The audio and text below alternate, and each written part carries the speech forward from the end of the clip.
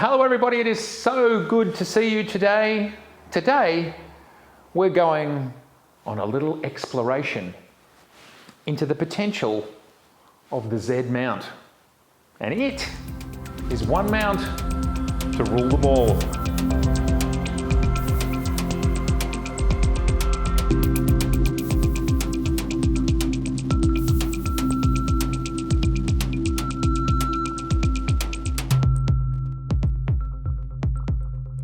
Well, that is the Nikon Z mount. And today, we're going to talk about a hidden feature in this very mount. This is something that I am quite serious about. I've talked about it before in this video that you can see right here. The Nikon Z mount. It is the largest and shallowest mount made for 35mm cameras. What does this mean?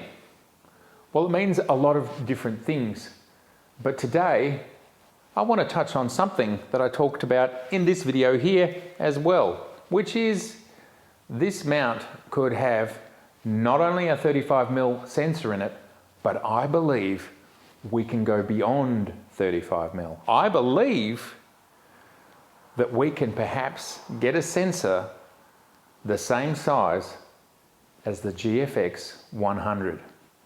Thus, we could have a 100 megapixel camera in the Z mount. And this has a lot of knock-on effects. And I think one of the ones that I'm most excited about, and this is something I am already experimenting with on this camera, and that is I can buy one lens and I can use it on all these different sensor sizes.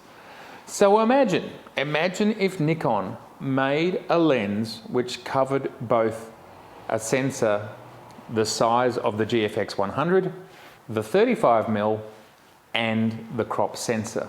So you could literally buy one lens that would work across 3 systems. Right now, I'm using one lens across 2 systems. For example, over here, I have the 35mm censored lens on a APS-C sized camera. And is it possible that the current Z line of lenses are already doing this? Is it possible? Well, I think it is possible. Let's have a look. This here, on your left is the Sony 55mm 1.8, and on your right is the Nikon 50mm 1.8. Why is the Nikon bigger? Not only is it taller, but clearly the barrel is wider. Why would Nikon even bother to do it? Why the extra glass? Why the extra space? It is possible that these lenses can handle a slightly larger sensor.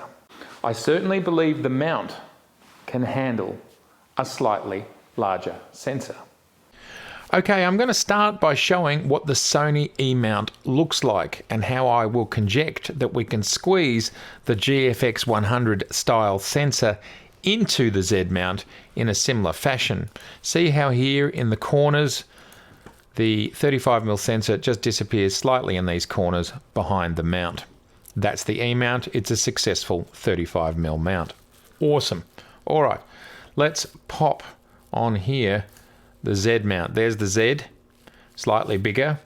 What I want to show you though is the Sony with the Z mount over the top of it. So there is the size of the Z versus the E, and everything is to scale. The next thing I'm going to show you here is sensors. So what we have here is the red is APS-C, the blue is 35mm, and the yellow here is the GFX 100. It's smaller sized, medium format, 100 megapixel sensor.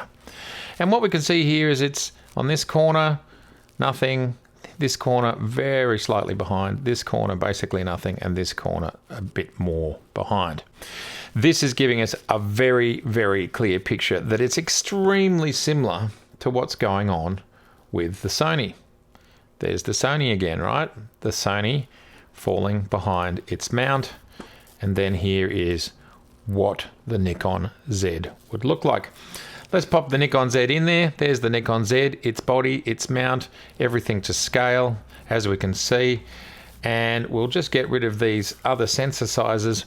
This is what the GFX 100 sensor would look like to scale inside the Z7. And it's basically exactly the same sort of proposition as the Sony E mount and a 35mm sensor. So there it is. Let's show a GFX 100. There's a GFX 100 to scale. That's its mount. Clearly it's got some space to expand as well, and that may well be something that Fuji is thinking of in the future. Let's just pop the Z mount back there. You can see it's considerably smaller, but small enough or large enough to accommodate the sensor that we were talking about.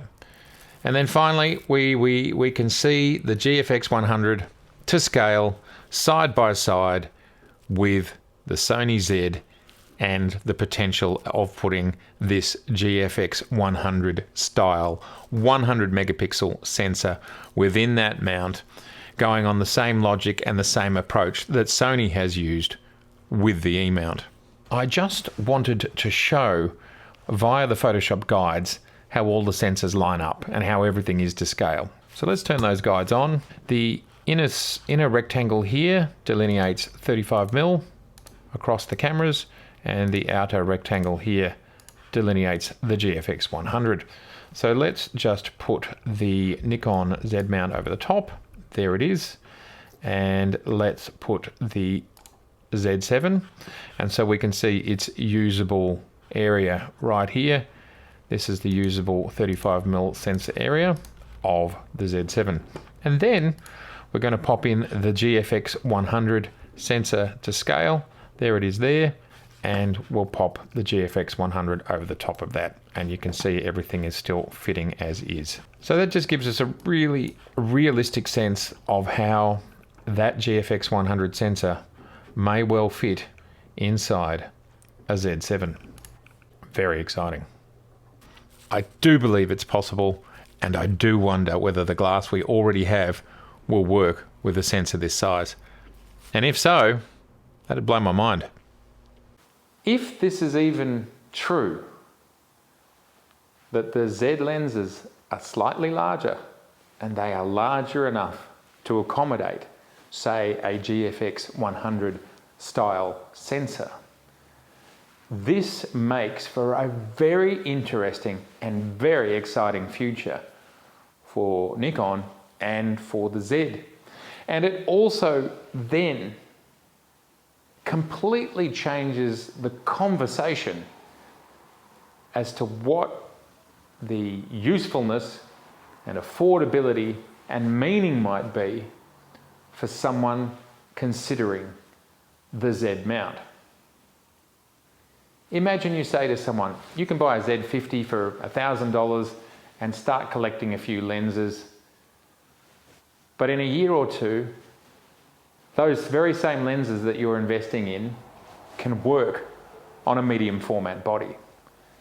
This is something, to the best of my understanding, has never been done before.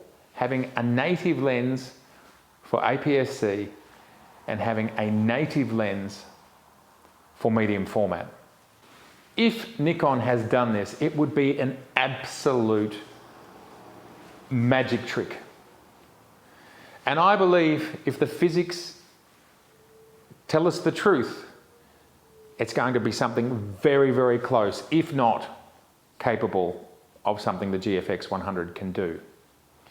Imagine 100 megapixels in a body that size. Imagine 100 megapixels with CF Express. Imagine that larger sensor being used for video. And you start to see that the groundwork that Nikon have been laying over the last couple of years with their lens choices, with the mount size, with the raw video, etc., etc. All of these little cues start to make sense as to where Nikon is heading.